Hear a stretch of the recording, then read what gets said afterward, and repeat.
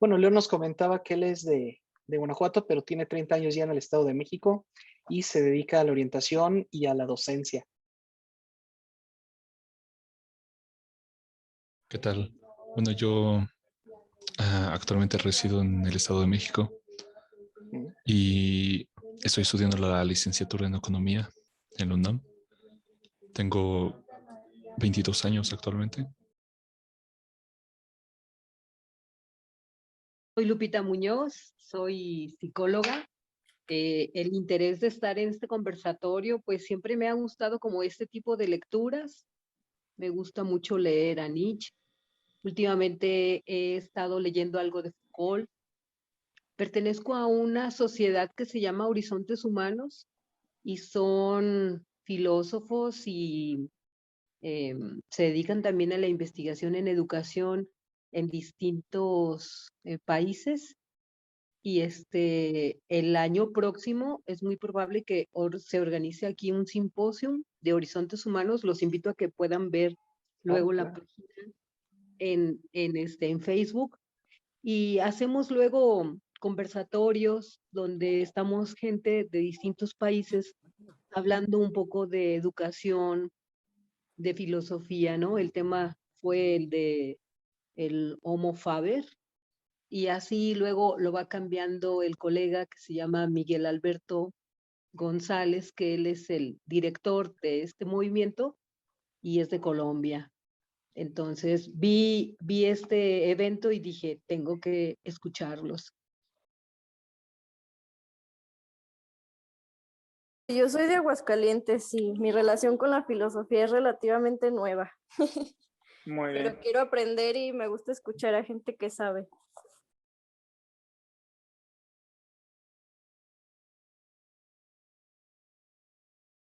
Bueno, mi nombre es Cintia Santana, soy de Guadalajara, Jalisco, México, y voy saliendo de la carrera de filosofía. Mi nombre es Juan Carlos Caballero, bueno, Carlos Caballero.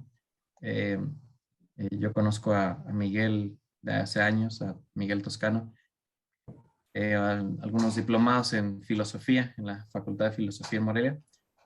Yo soy yo estudié la licenciatura en Intervención Educativa, la UPN, y una maestría en Morelia en Ciencias Sociales, y soy profesor de la universidad. Sí, me llamo Juan, soy de Ecuador, estudié filosofía, estudié matemáticas y otras cosas más, pero esas dos cosas son las que más me han interesado y bueno, soy una de las personas que organiza estas reuniones. Muy bien. Yo me llamo Miguel Ángel, me gusta que me digan Migue, eso me ayuda a entrar muy rápido en confianza. Y soy de México, de la ciudad de Morelia, y me dedico a la filosofía profesional. Trabajo en el despacho de filosofía Yedachenbach y tengo el honor de haber sido invitado por Juan y pues ya me quedé. Me gustaron estas actividades y pues ya me quedé aquí como colaborador suyo. Bueno, y ustedes, Michel Foucault, ¿lo han tratado, lo han estudiado? Cuéntenme, ¿cómo ha sido su acercamiento a este filósofo?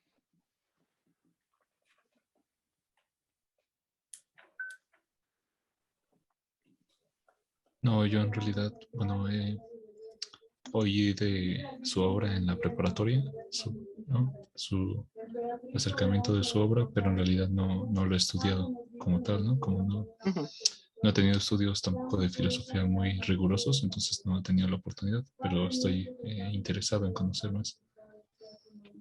Muy bien, Excelente. eso es lo más importante. Con el deseo viene el resto. Leo, ¿y tu historia con Foucault? Yo igual, lo poco que sé de Foucault es a través de charlas, de conversatorios como este. Una lectura así de una obra completa de Foucault, pues la verdad no, me ha faltado tiempo y la verdad es uno de los autores que me interesa bastante. Por eso es que me llamó mucho la atención este conversatorio. Sí he estudiado un poquito de filosofía, pero me he dedicado más a las cuestiones de metafísica, de antropología filosófica, teoría del conocimiento, pero así autores de filosofía social como es Foucault, pues la verdad muy poco, pero sí me interesa, me llama mucho la atención. Fíjate que ahora que menciona lo de antropología, Foucault introdujo algo llamado arqueología filosófica, ¿no? Porque no se trata nada más de saber qué es el hombre, sino qué ha venido siendo, ¿no? Cómo se ha desarrollado. Mientras que la antropología solo quiere definirlo como si fuese una naturaleza, Foucault siempre está pensando de manera histórica, ¿no? Hay cambios, hay modificaciones. Entonces hay que ver cómo se ha ido dando el ser humano. Más que una naturaleza, sino como una especie de trazado, un mapeo, ¿no? De todos sus procesos históricos, que a diferencia de otros, pues él considera que no son lineales, ¿no? Son totalmente, pues, azarosos. Sí, en mi caso particular, bueno, yo terminé la carrera de filosofía completamente existencialista.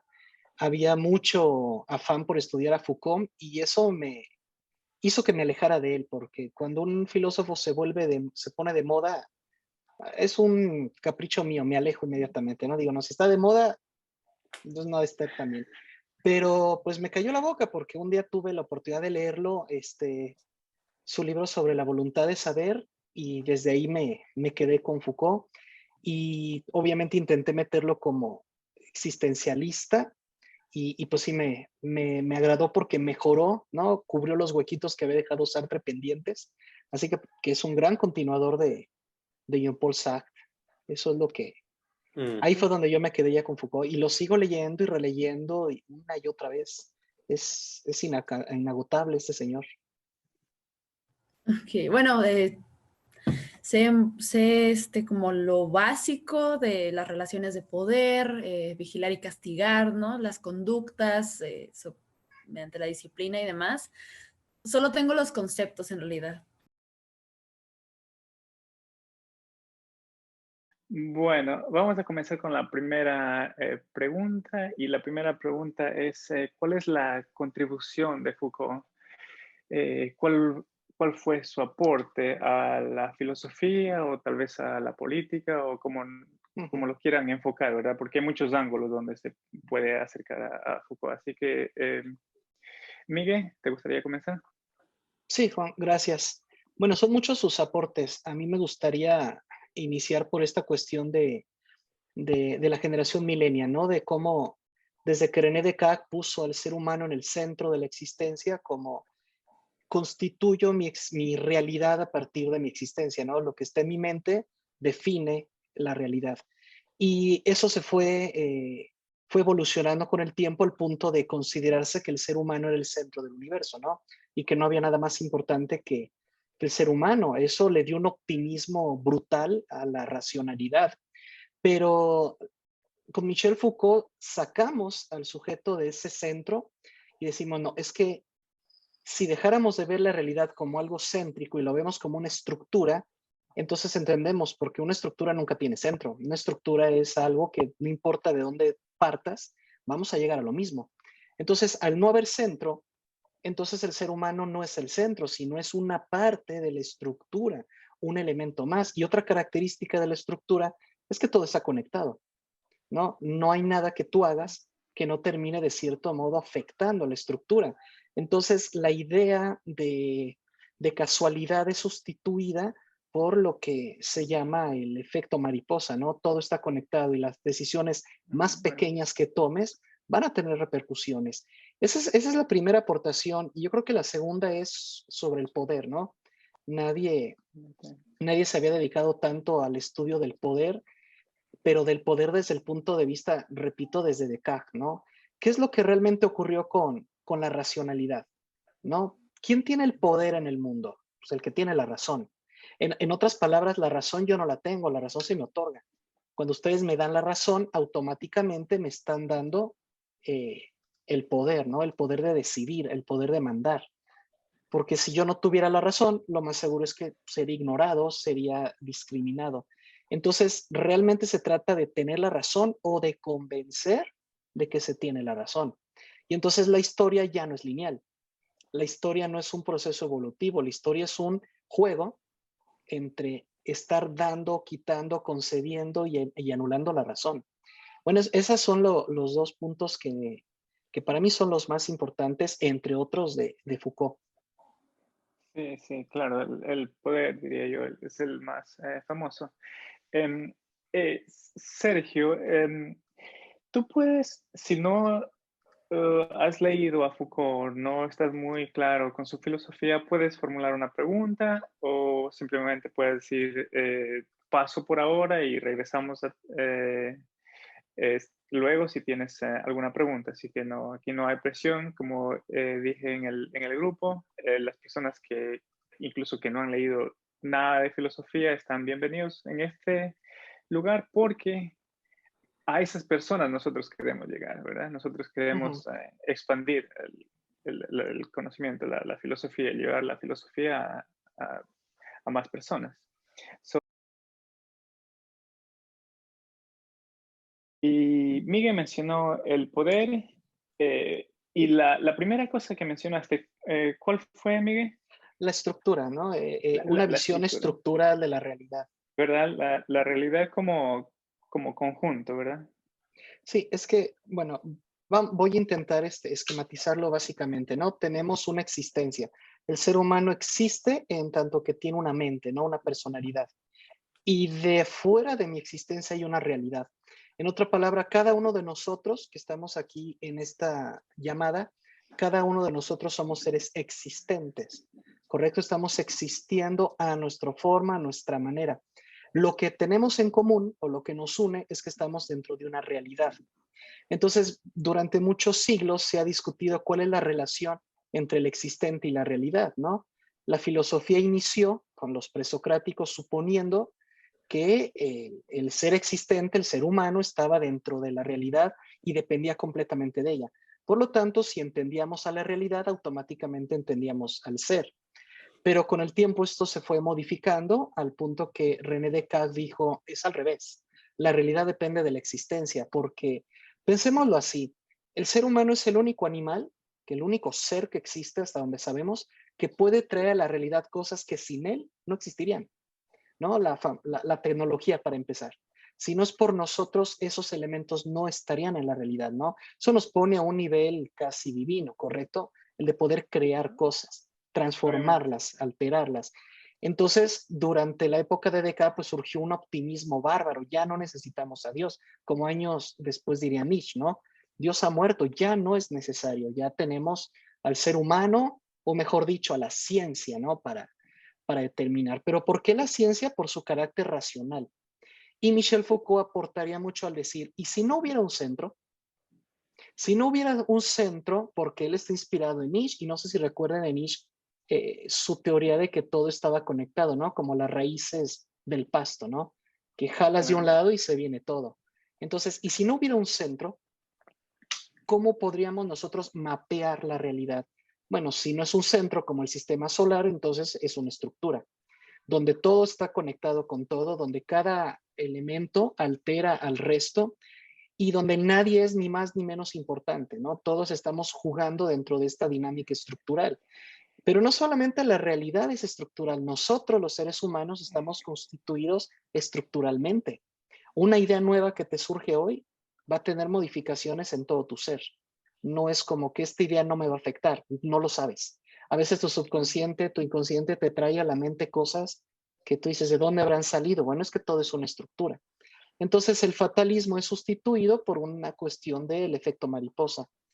Y es muy interesante poner al ser humano en la estructura, porque como Foucault viene después de Sartre, después del existencialismo, después del ser humano está obligado a ser libre, entonces imagínate la gran responsabilidad que tenemos de que esta libertad no solo me va a afectar a mí, sino va a afectar a toda la estructura. Y otra cosa importantísima, no hay forma de calcular o de prever absolutamente todas las consecuencias de mis actos. No se puede. Entonces, eso escapa a la razón. Imagínate para una sociedad tan racionalista, de repente escuchar a Foucault decir eso. La realidad escapa a nuestra razón. No hay forma de calcular todos los resultados. Entonces, por eso a la fecha Foucault sigue siendo tan estudiado. Sí, bueno, la verdad, Cintia, antes que yo comente algo, Cintia, ¿te gustaría decir algo sobre Foucault, sobre su aporte a la filosofía? Sí, yo creo que por ahí comienza, ¿verdad? Con la crítica, criticando a las estructuras sociales, ¿verdad? A las prisiones, a las clínicas y, bueno, en realidad a todo, porque él nos dice que esas estructuras determinan lo que está bien o lo que está mal, lo que es normal y lo que no es normal. Y, pero él se pregunta, pero ¿quién dictamina o quién impone lo que se dice en una escuela o en una clínica? ¿Quién dice esto está correcto y esto no está correcto? Ujú. Entonces, lo que él va a decir es que el, lo que dictamina es la ciencia, básicamente, las ciencias sociales y también las exactas. Porque él da algunos ejemplos. Él dice, cuando comenzó o cuando pasó la Revolución Francesa y después comenzamos a tener estados, eh, ¿quién tiene el poder? ¿El presidente? ¿El Congreso? Porque ellos pueden decidir, ¿verdad? Ellos ponen una ley y todo el mundo lo tiene que cumplir. Después viene Marx y dice, no, ellos no tienen el poder, porque los que tienen el poder son los que tienen el dinero. Porque si yo tengo suficiente dinero, yo puedo comprar un presidente, yo puedo comprar a todas las personas del Congreso. Entonces Marx dice, los que tienen el poder son las personas con el capital, básicamente. Y Foucault va a decir, ellos no tienen el poder, porque tanto el presidente como la persona rica están bajo la influencia de la estructura del momento. Pero la estructura del momento, al menos en el tiempo en que vivimos, en los tiempos actuales, en el tiempo que vivió Foucault, está impuesta por la ciencia. Porque nosotros vamos al doctor, el doctor nos dice, esta inyección es la que te tienes que poner porque esta te va a hacer bien. Y nosotros no la cuestionamos, ¿verdad? También da ejemplos sobre la sexualidad. Él dice, antes de la revolución, de esta revolución que ha tenido la ciencia, no existían términos como heterosexual, homosexual, no había tantas distinciones, ¿verdad? Ahora hay muchas distinciones con relación al sexo. Pero ¿de dónde viene eso? ¿Quién pone eso? Él dice la ciencia. Y bueno, dice otras cosas más, pero por ahora lo quiero dejar ahí. Entonces, esa crítica, ¿verdad? Es uno de los aportes más grandes que él ha dado. Sí, su método histórico, ¿no? Es decir, nosotros damos de hecho, por ejemplo, que en un juicio la salud mental la va a determinar el psicólogo, ¿no? Por ejemplo. Pero, ¿y de dónde surgió? O sea, ¿en qué momento fue insertado el psicólogo como la autoridad epistémica pertinente para determinar la salud mental de alguien, ¿no? ¿En qué momento ocurrió? O sea, ¿cómo es que la ciencia llegó a tener tal poder? Entonces, lo que hace Foucault es una historia del surgimiento de los fenómenos, y él mismo lo dice en La voluntad de saber. Lo que yo hago es una historia del fenómeno, cómo surge. No se trata nada más de decir, pasó esto, luego esto, y luego esto, y luego terminamos. No, pero ¿por qué surgió? Entonces, Foucault es fenomenólogo, ¿no? La fenomenología, para los que no están muy familiarizados, rápidamente, cuando la filosofía inició con los presocráticos, ellos tenían la intención de hacer una ontología, ¿no? De ver las cosas en tanto cosas, como si el ser humano no las alterara o no las modificara con su estudio. Y bueno, Parménides acabó con todo esto cuando dijo el ser es y el no ser no es, y se acabó, y no se hable más. Entonces la ontología desaparece y solamente queda a ser estudiada por la ciencia, pero la filosofía sustituye la ontología por una fenomenología, ¿no? Es decir, ok, entonces, si yo no puedo ver la cosa en sí misma, pero las cosas surgen a partir de cómo mi conciencia las percibe, entonces lo que tengo que ver es reflexionar sobre qué es lo que ocurre en mi conciencia que me permite ver el fenómeno de tal manera distinta a lo mejor que el resto de las personas, ¿no? Entonces Foucault lo que hace es eso, ver el fenómeno llamado cárcel. ¿Cómo surge? El fenómeno llamado sexualidad. ¿Cuándo se inventó la palabra? Sí, él encanta la historia y el surgimiento de los términos, ¿no? ¿Quién fue el primero en usar el término? ¿En qué contexto? ¿En qué ciudad? ¿Bajo qué? Eso es una de las maravillas de Foucault, su metodología de hacer filosofía, de manera histórica y analizando el surgimiento del fenómeno, no de los hechos, porque no hay hechos. Hay interpretaciones fenoménicas de las cosas que pasan. Y entonces lo que hay que hacer es analizarlas. Y él descubre cosas impresionantes como en su historia de la locura, la palabra loco originalmente significaba alegre. Una persona loca era una persona feliz. Entonces, las personas felices son incómodas, ¿no? Porque parece ser que les puedo quitar todo menos su felicidad, entonces hay que deshacerse de ellas. Y si yo empiezo a mencionar, si empiezo a crear una fama de que esa persona loca es peligrosa, la misma sociedad me va a apoyar, porque al momento que me da la razón, me ayuda a que yo solito agarre a esa persona y la meta al manicomio. Un loco menos y me quedo con los demás. Entonces, ¿en qué momento la sociedad decidió darle el poder a los demás? En el momento en que los demás demuestran o aparentemente demuestran que tienen la razón.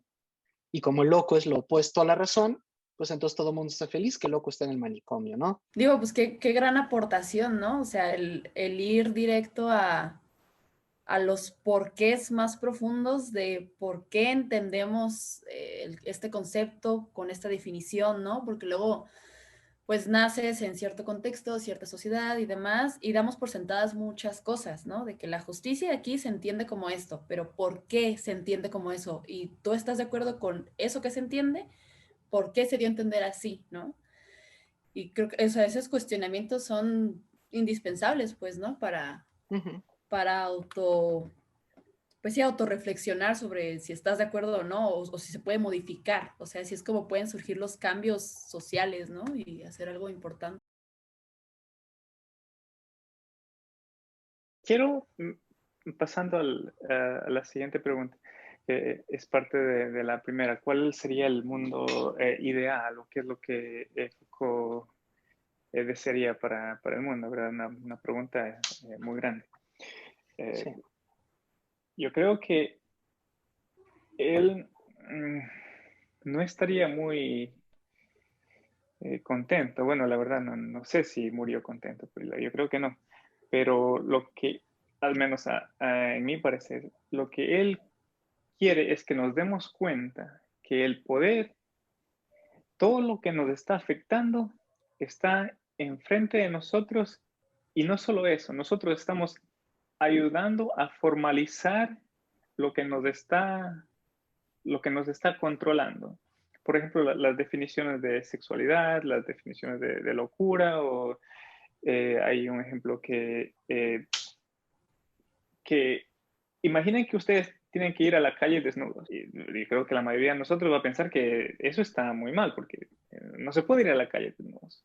Pero lo que Foucault quiere decir es que, ¿de dónde viene ese pensamiento, nuestro pensamiento, que ir a la calle desnudo está mal, ¿verdad? Él dice que nosotros pensamos, eso está mal, inmediatamente. Pero lo que Foucault nos quiere decir es, ¿quién nos impuso ese pensamiento? Porque me imagino que ustedes han visto muchas tribus donde pues, todo el mundo está desnudo, ¿verdad? Y el estar desnudo no tiene nada de malo. Pero como nosotros estamos formados, el poder de las ideas, el poder de las cosas, ¿verdad? Nosotros estamos tan inconscientes que pensamos inmediatamente sin cuestionar. Entonces, yo creo que el mundo ideal o lo que a Foucault le gustaría es que nosotros cuestionemos básicamente todos nuestros conceptos y al cuestionarlos, darnos cuenta que tal vez podemos poner algo mejor. Porque si no estamos, si no sabemos que esto nos está pasando, no podemos cuestionarlo, ¿verdad? Yo creo que eso es lo que él busca o lo que a él le gustaría llegar como sociedad. También tengo que decir que yo creo que él piensa que estas cosas que nos afectan son cosas que nosotros no las podemos evitar.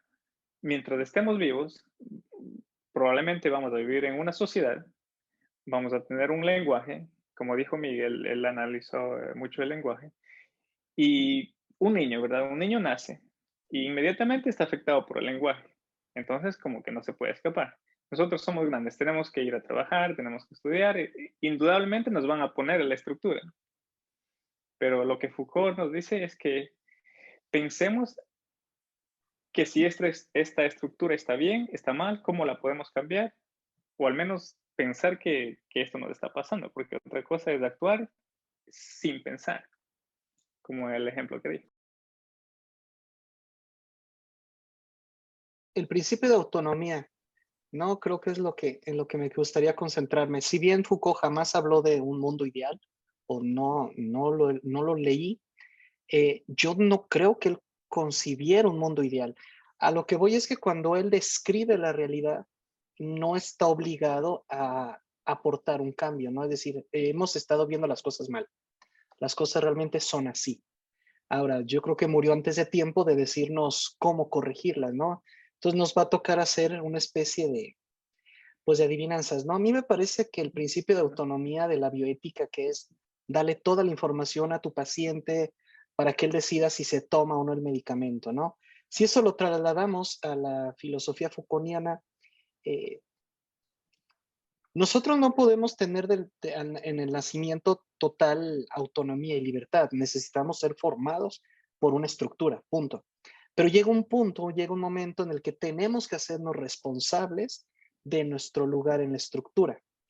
Pero para poder hacernos responsables necesito toda la información posible. Entonces, ¿cómo voy a poder tener toda la información posible si doy por hecho todas las cosas que me preceden? ¿No? O como diría Hegel, hay que tener cuidado con lo obvio porque lo obvio es peligroso, ¿no? Ya no lo reflexionamos, lo damos por hecho. Entonces, por eso Foucault cuando dice, no hay hechos, hay interpretaciones fenoménicas. Mi conciencia interpreta la realidad, pero hechos no. Ahora, como les comentaba, desde René Descartes fue que la ciencia se impuso. El ser humano siempre anda buscando autoridades. Pensémoslo, siempre andamos buscando líderes, siempre andamos buscando a quién apegarnos, ¿no? Entonces, pasa la Edad Media, ¿no? Ya no la iglesia, ahora es la ciencia, ¿no? Porque la ciencia es como que lo máximo, el logro máximo de la razón. Pero, como decía Juan, ¿no? ¿Y quién le dio la razón? ¿No? ¿Quién le da el poder a los demás de decidir lo que es bueno o malo? Bueno, la razón misma. La sociedad tiene el gobierno que elige, ¿no? Nosotros tenemos el poder de dar la razón o de negarla. Entonces, el poder realmente lo tiene la razón o lo tiene el sujeto que la atribuye. Entonces, en un mundo ideal, esas son las preguntas con las que deberíamos de iniciar nuestra vida adulta, creo yo, repito, no es que Foucault lo haya dicho así. Y el segundo elemento del mundo ideal sería acabar con el poder pastoral definitivamente. No puede haber justicia donde hay desequilibrio, ¿no? Donde hay más fuerza de un lado que del otro. Pero lo que me llama mucho la atención y por lo que no creo que pueda existir un mundo ideal en Foucault es porque él mismo dice que la historia no es lineal, no es progresiva, no evolucionamos, no hay progreso, no hay dialéctica. Entonces, ¿cómo puede haber un mundo ideal cuando yo mismo estoy afirmando que todo es, pues, el que gana, el que triunfa, el que mata a los demás, el que derrota, es el que decide? Cuando dije un mundo ideal. A lo que me refería es, si le preguntamos a Foucault, ¿cómo una persona debería vivir su vida? ¿Qué es lo que Foucault diría? A eso me refería, no necesariamente a una estructura social, sino, por eso dije, yo creo que Foucault pondría mucho énfasis en el cuestionamiento, ¿verdad? En el cuestionamiento de todos nuestros conceptos, en cosas que nosotros ni siquiera cuestionamos, como el ejemplo que di.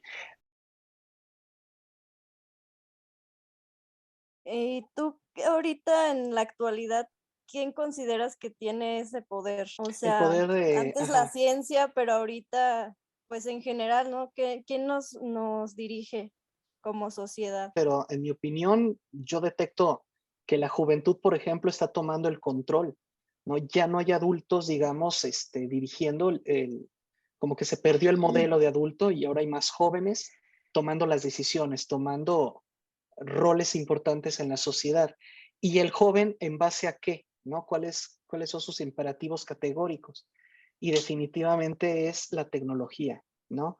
Ya no es la ciencia, ya es la tecnología, que es una parte de la ciencia, una derivación. Y la tecnología la entendemos como aquello que hace nuestra vida más fácil, más productiva. Entonces, quien domina la tecnología está teniendo el control. Mencionemos Google. Ahora con la pandemia estamos aquí reunidos gracias a Zoom. Pero antes de la pandemia, Zoom, ¿qué era? ¿Tenía poder alguno? ¿No es cierto? Los teléfonos celulares hace años era quién sabe quién llega a tener alguno. Y ahora ya las líneas fijas están desapareciendo. Entonces, en mi opinión, la tecnología y los jóvenes son ahora los que aparentemente tienen la razón. El joven, yo no sé si para bien o para mal, pero ya le cuesta mucho trabajo, no sé, dudar siquiera que tiene la razón. Como que quedó la batuta pendiente y la tomó el joven. Dijo, ahora nos toca a nosotros, Sí. ¿no? Porque también los tiempos nos presionan. Yo quería compartir un poquito de lo que estaban conversando hace un momento en relación al poder. Y bueno, pensar que siempre el poder pues está dentro del sujeto y en este sentido es como pensar que este sujeto se extiende o tiene relaciones o interactúa con otros sujetos que también tienen, por llamarlo de alguna manera, un poder chiquito, ¿no? Pero que en virtud de esta interrelación con el otro, se van entonces haciendo como una especie de redes, y entonces la mirada del poder va construyendo esto que decía el compañero hace un momento, donde la verdad entonces se vuelve subjetiva y donde se centra de una manera, vamos a decir, en instituciones. Algo que yo he visto mucho acá en los horizontes humanos es sobre los lenguajes del poder y cómo este poder a lo mejor es algo que no estábamos como muy claros, pero que lo vemos desde el eslogan, desde con lo que se presenta una organización o una institución, y que el lenguaje siempre va a ser un vehículo como para afianzar este poder o en un momento dado también diluirlo. Entonces, esto me parece como interesante porque se va dando en distintos campos, en lo cultural, en lo político, todas estas relaciones de micropoder que van dando a la creación de normas, de acuerdos no hablados, de cosas que involucran a la sociedad y también al sujeto mismo. ¿Qué tipo de crítica le podemos dar a Foucault? ¿Cómo se puede criticar la filosofía de Foucault? Es que también es importante precisar eso. Antes se entendía que solo había una verdad. La verdad era algo que podíamos demostrar, comprobar, verificar e incluso nos permitía predecir lo que ocurría, ¿no? Esa es la verdad científica. Pero cuando estamos hablando de Michel Foucault, bueno, hablamos de la filosofía, hablamos de otro tipo de verdad, algo que se llama verdad humana. Mientras que solo hay una verdad física, hay una multiplicidad de verdades humanas. Por ejemplo, tenemos sinceridad, honestidad, tenemos lógica, tenemos imaginación, y no son sinónimos, ¿eh? No, no creas que digo, soy sincero, es lo mismo que decir ser honesto. Son tipos distintos de verdades.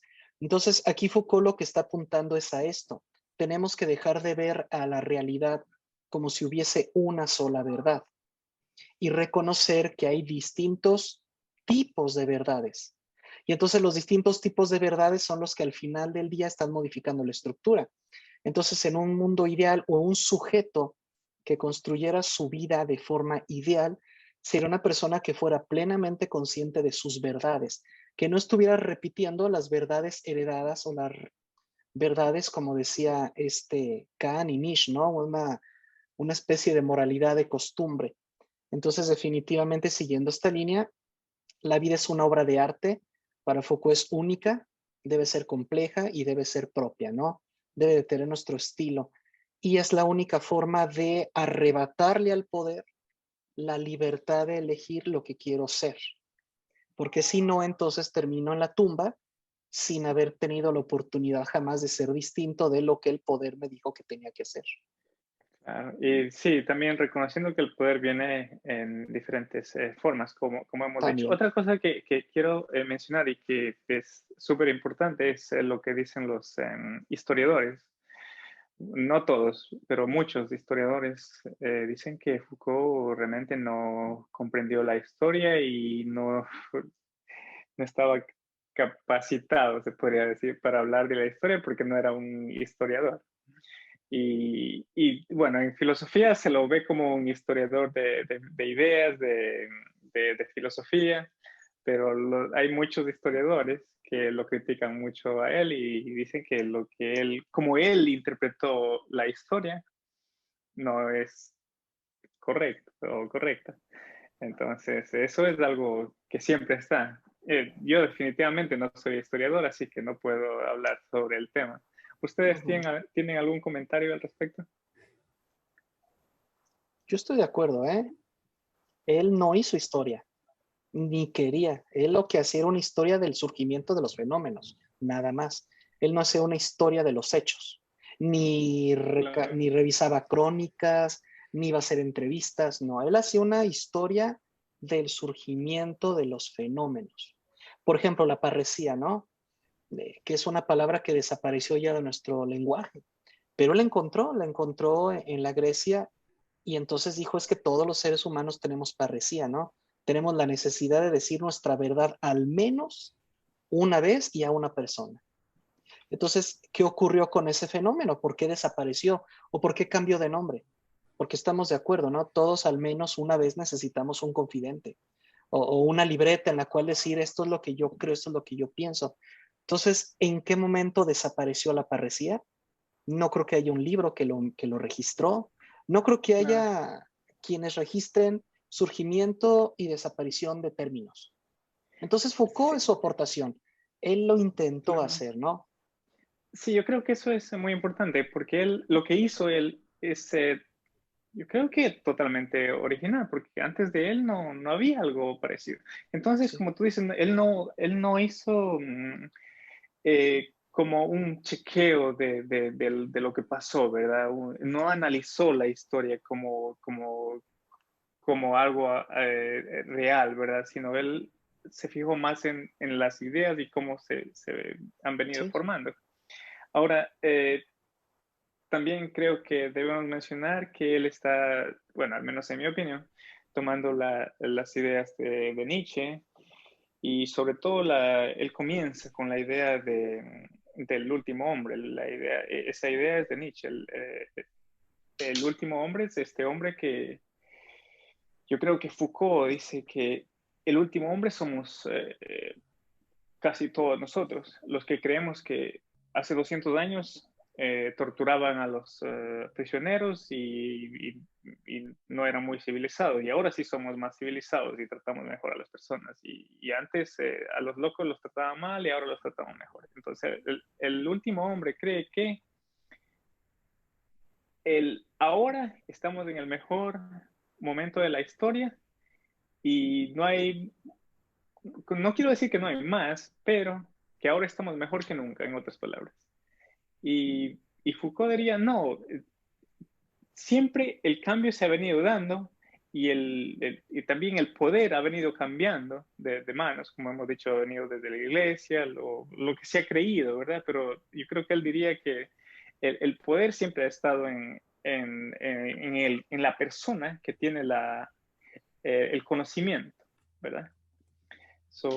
Yo creo que esa distinción es... Con respecto a lo de la crítica hacia Foucault, por lo que he estado escuchando ahorita, pues, no sé si él lo plantea como algo malo o simplemente para cuestionarse como estas relaciones de poder, ¿no? De que no somos libres en el pensamiento y hay muchas imposiciones inconscientes, pero yo sí creo que ciertas relaciones de poder o autoritarismo serían necesarias para pues, intentar vivir en una convivencia ordenada, pues, ¿no? Quizá en teoría pues funciona, pero ya en la práctica de todas formas, aunque haya cierto autoritarismo, pues no es No es tan malo. Digo, porque hay personas que necesitan como acto, consecuencia externa, ¿no? O sea, como que no tienen esta mediación interna como muchos lo podríamos tener de, si hago esto está mal, si hago esto está bien. No, es como, si me descubren, si me dicen, ok, me comporto, ¿no? Sí, sí. Y no sabes Sí. qué, Cintia, lo que tocaste es algo muy importante porque esa es una de las críticas más grandes que se le da a él, que su filosofía se queda en lo epistemológico y no llega al mundo real. Entonces, pero Sí. bueno, eso es otro argumento. ¿Algún comentario final sobre esto? ¿No? Sí, sobre lo que dice Cintia, recuerdo que Foucault dice, no me acuerdo dónde, él mismo afirma que es imposible ver el fenómeno en el que estás, ¿no? Tiene que pasar el fenómeno para que lo puedas entender, interpretar. Entonces, para que él nos pudiera decir qué debemos de hacer, tendría que ser a posteriori, ¿no? Cuando el fenómeno pasara. Entonces, yo creo que eso fue lo que no logró resolver a tiempo, porque obviamente nosotros estamos de acuerdo en que no necesitas dejar que el fenómeno pase para determinarlo, pero al menos el Foucault que tenemos antes de que él muriera, creo que llegó a ese tope, ¿no? Es que no puedo determinar el fenómeno en el que me encuentro porque estoy dentro, no lo puedo ver, necesitaría alejarme de él para poder entonces sugerir cómo salir de él. Desde Yo creo que fuera, por ahí va su literalmente. dificultad, ¿sí? Sí, por eso es más fácil Sí. criticar periodos históricos, ¿no? Ya pasados que los actuales. Exactamente. Sí, sí. Y sí, bueno, la última parte o la última pregunta que tenemos hoy es cómo podemos utilizar su filosofía para mejorar la sociedad en la que vivimos. No, es que me gustaría comentar algo, leyendo, no recuerdo cuál, pero hay un libro donde en una parte pequeñita, en un brevísimo párrafo, él habla de algo llamado foco de experiencia filosófica. Ese concepto lo aplico en todas las terapias y consultorías filosóficas que atiendo. Siempre cuando mi paciente ya está por terminar su consulta, siempre le hago estas preguntas que vienen, repito, de Foucault. Eso es como yo trasladé a Foucault a mi lugar de trabajo. Y la experiencia de Foucault es, nosotros tenemos vivencias. Está mal dicho decir, ayer tuve una experiencia. No, no tuviste una experiencia, tuviste una vivencia. Para que sea una experiencia, tiene que haberte dejado un conocimiento. O sea, no es correcto decir, mira, yo me la paso experimentando mi vida, si no aprendemos nada. Entonces él dice que si no te haces 3 preguntas básicas, entonces no tienes experiencias filosóficas, solo tienes vivencias, ¿no? Fuiste con el terapeuta filosófico, sí, pero no aprendiste nada. Y la primera pregunta que hace Foucault es, ¿qué aprendiste hoy de ti? ¿No? ¿Qué es lo nuevo? Algo nuevo tiene que haber cada día. Si queremos que este día, este lunes, 6 de diciembre, se vuelva un día de experiencias, no es qué aprendí de Foucault, no qué aprendí de Juan, sino qué aprendí de mí escuchando este conversatorio. Número 2, ¿y quién es el responsable de que no lo supiera? ¿Por qué no me había dado cuenta antes? Y está prohibido decir yo, porque eso es lo primero que todo el mundo dice. Yo, no, espérate. Ve más allá, ¿no? A lo mejor hay algo más. Y la tercera y la más difícil, al menos con mis pacientes, es muy complicada. ¿Y qué vas a cambiar ahora que ya sabes esto de ti y que ya sabes de dónde viene? ¿Qué hábitos vas a modificar, vas a crear, etcétera? Eso es una de las pocas cosas, porque tiene muchas, pero es de las pocas que yo puedo, que creo que tengo tiempo de decirles, ¿no? Si es como yo metí Foucault a mi trabajo. La reflexión que me hiciste hace rato, Miguel, o sea, me dio mucha risa y gusto porque pues dije, no manches, creo que Foucault pensaría que estamos pasando un fenómeno, ¿no? Y a lo mejor le gustaría saber que los jóvenes como tal están derrochando esa relación pues de poder, porque al final de cuentas pues sí, se están como quien dice haciendo sus propios jefes y pues eso destruye un poco esa perspectiva de que, pues sí, al final se desarrolla otro tipo de poder, pero quitaron la manera antigua que se tenía, ¿no? Como al menos en cuestión laboral, me imagino. Y pues, no sé, eso es lo que yo reflexiono de lo que dice Miguel y de lo que me llevo yo así como que, al final de cuentas, pues sí, pues ver la vida de esa manera más filosófica sí te hace tener esa conciencia de la que están hablando, porque pues sí, o sea, lo ves así desde afuera.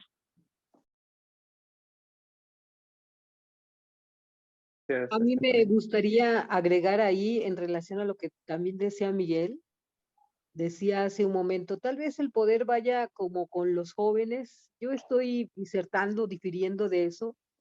Creo que el poder está en el conocimiento, la gente que conoce, la gente que sabe, y remitiéndome a Foucault, ¿no? En esta relación del saber y el poder.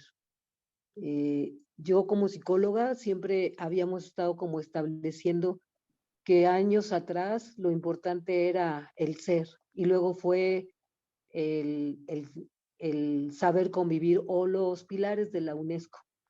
Pero creo que y estoy convencida que quien tiene el conocimiento tiene el poder. Sí, sí. Entonces, ciertamente, a lo mejor aquí sí son varios jóvenes los que salen en punta de lanza en este conocimiento, pero no creo que sea como por situación de edad, sino de esta variable de la tecnología de la que hablaba Miguel también, porque son los que pueden como accesar más a este sentido, ¿no?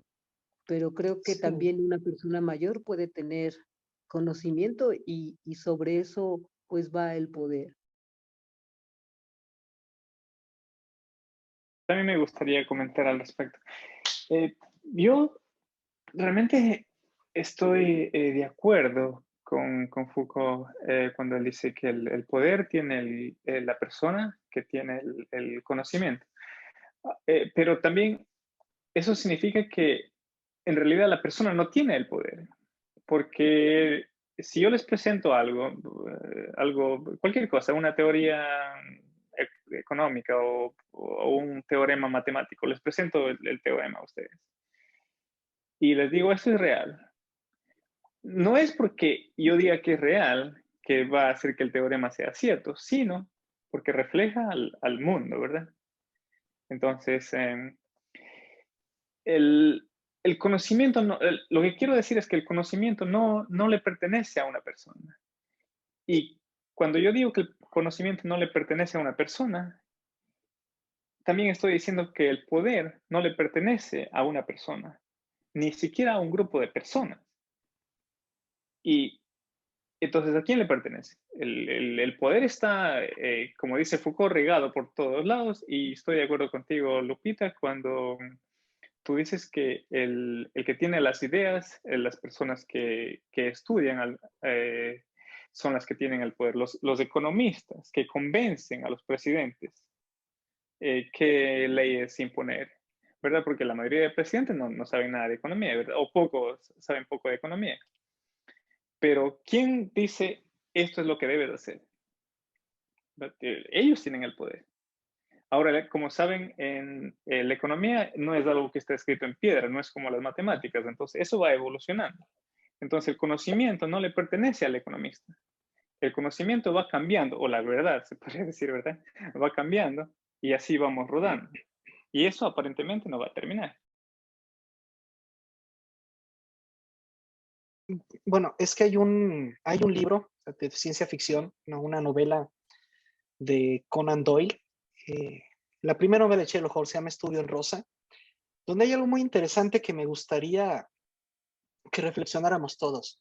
Cuando Watson está haciendo una especie de interrogación a Sherlock para ver qué tanto sabe, ¿no? Hablando de esto de las relaciones de poder. Y recuerdo que le dice, oye, Sherlock, ¿sabías que el mundo gira alrededor del sol? Y Sherlock dice, no, no lo sabía. Y Watson se siente orgulloso porque él siente que tiene el poder, porque tiene el conocimiento de la ciencia, ¿no?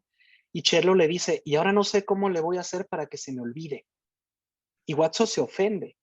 Dice, pero ¿cómo? Si te acabo de dar un dato científico, te acabo de cultivar, ¿cómo me dices que quieres olvidarlo? Y es que él dice, y es que eso a mí para qué me sirve. Yo quiero saber quién mató a este sujeto.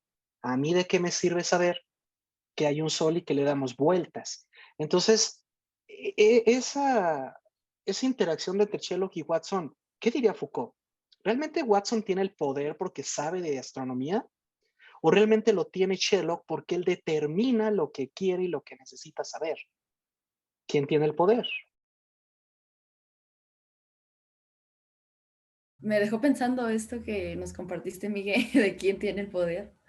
Está bueno. O sea, el decidir es poder también, ¿no? O sea, porque a veces nos llenamos la cabeza de información que, pues quizá no es necesaria o como para qué, ¿no? O sea, bueno, dependiendo de tu vida, cuál va a ser la utilidad de esta información, ¿no? Y pues también esta parte de que, pues sí, por más conocimiento que tengamos, es qué vas a hacer con ese conocimiento, ¿no? O sea, ¿lo vas a aplicar en tu vida o simplemente vas a acumularla y ya, ¿no? También muy nietzscheano de ahí. Y pues bueno, lo de la aportación, creo que me adelanté con el primer comentario que hice cuando llegué de estarte preguntando el por qué, o sea, por qué se ve de esta manera, por qué en mi contexto se entiende tal concepto de esta forma, yo lo creo, ¿no? O sea, eso creo que es muy importante y ahorita lo veo que se aplica de bastante, se me hace muy bien. Sí, yo tenía una pregunta hace un rato, pero de alguna manera con su comentario, Miguel, respondió la mitad de la pregunta cuando dice que los diferentes tipos de verdad modifican la estructura. Efectivamente, mi pregunta era, ¿estamos condenados a ser parte de la estructura o podemos emanciparnos de ella, evadirla, y de qué manera? Entonces, yo coincido con los comentarios de que efectivamente conocimiento es poder, aunque muchos actualmente dicen que ya no, porque lo traslado a la docencia, que en la mediados del siglo pasado que me tocó estudiar, se decía el profesor es el que tiene la verdad.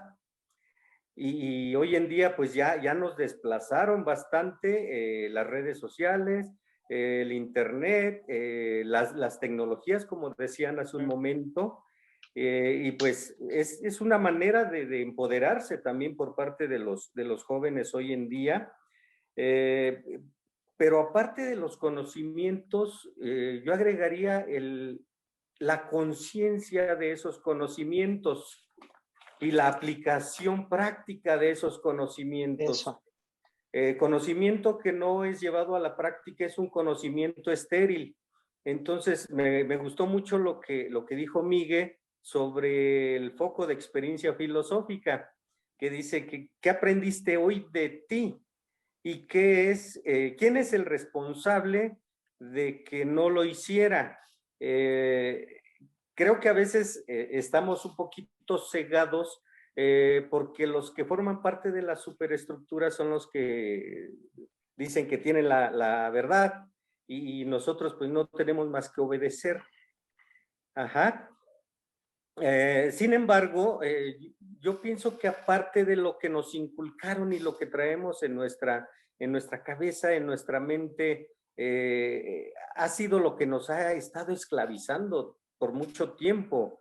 Es algo que nos metieron en la cabeza y que nosotros tenemos que ir sacando a partir de la reflexión y a partir de la puesta en práctica de lo que nosotros vamos descubriendo por esfuerzo propio.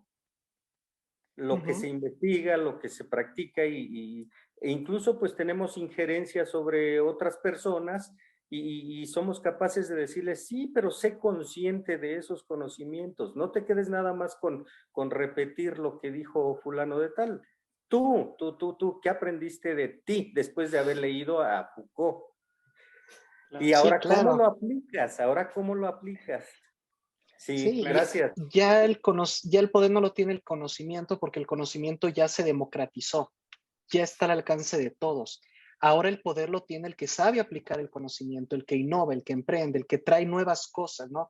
Nuevos modelos de negocio, nuevas alternativas. Les comentaba a mis compañeros la semana pasada, quienes estudiamos filosofía nos enseñaron académicamente, no nos enseñaron a innovar, no nos enseñaron a trabajar, no nos enseñaron a aplicar la filosofía. Bueno, yo como educador, ¿verdad? La educación prácticamente siempre se ha dicho que es pues para eso, ¿no? Para empoderar a las personas a través del conocimiento, pero eso es ficticio. La verdad es que la educación está diseñada, bueno, en nuestro sistema mexicano por la OCDE, la OCDE, la Organización para el Desarrollo Económico. Entonces, ya prácticamente no se está educando a las personas para que sean conscientes, para que sean críticos, para que sean analíticos. Simplemente se les está instruyendo para que ejerzan un trabajo, una labor y sean parte de la estructura social que es esta economía que estamos viviendo. Entonces, hoy en día incluso una persona cuando busca una carrera, pues busca qué es lo que más dinero le va a dejar, dónde puede trabajar, en qué puede cambiar su profesión. No busca algo así como voy a estudiar esto para ser mejor ser humano, para ser mejor persona. Ya no.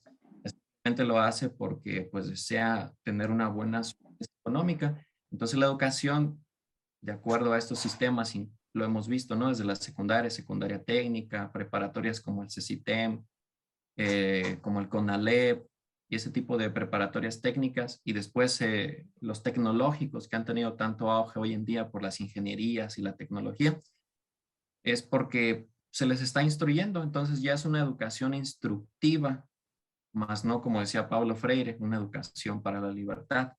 Eso ha quedado desgraciadamente desfasado. Solamente, ¿quién la tiene? Pues las ciencias sociales, las ciencias humanas. Son las únicas que nos educan realmente, pues para quitarnos la venda y abrir el sistema, ¿no? Ver cómo funciona realmente el sistema. Humanidades como la pedagogía, como la filosofía o la sociología, pero todas las demás. Pero realmente si vemos en la matrícula cuántos están inscritos en filosofía y cuántos están inscritos en ingeniería, ¿verdad? Sí. Porque les deja más economía, porque ven más por la solvencia económica. Entonces, la misma educación le ha quitado el poder al profesor, lo denigró, y ya no es profesor, ya no es maestro, ahora se le dice docente. Docente para mí es como, ay, me denigraron, me bajaron el cargo. Sí. Porque el docente es el facilitador, ya no es el del conocimiento, ya no es el maestro, ahora es el facilitador del conocimiento. Ya no lo proporciona, ahora te dice por dónde lo puedes tomar.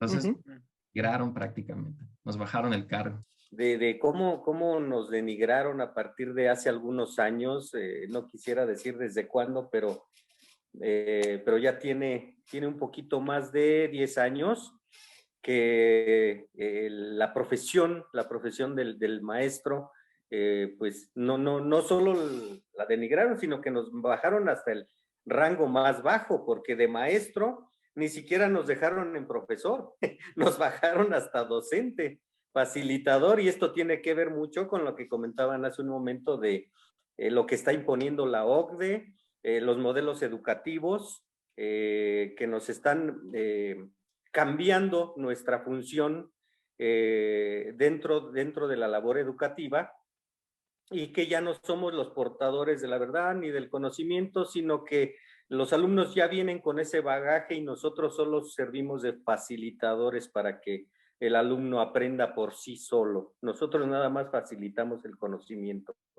Entonces esa era mi participación. Ya ahorita escuchando pues todo lo que han comentado, en un intento pues de armonizar todo, tengo pues aquí mi opinión, ¿no? Como mis meditaciones al respecto.